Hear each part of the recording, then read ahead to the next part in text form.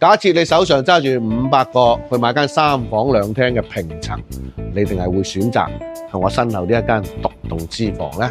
嗱，今日咧就嚟到東川路，東川路咧有個好出名嘅小書包，咁呢間嘢睇到啦，7字單邊位，3層加天台，咁啊而家過嚟睇睇啦，冇辦法啦。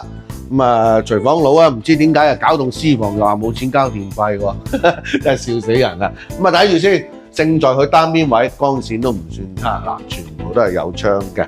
咁啊，建基咧就25到30方到啦嚇，20零方啦，實用就120方。咁啊，做咗3層加天台嚇。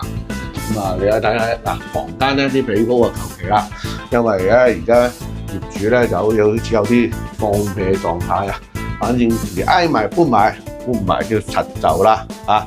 咁啊呢度咧仲有個工位嘅。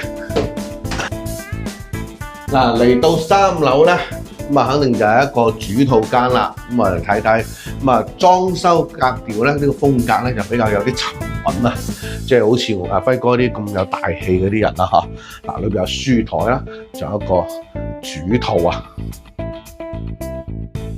嗱，嚟到天台睇睇啦，越秀區咧呢啲咁嘅7字單邊獨棟咧就會比較少，因為好多咧都係拆咗做咗嗰啲洋房啊。嗱，望下對面，哇！呢間個真係靚，一個瓦頂啊，比較有原始風味。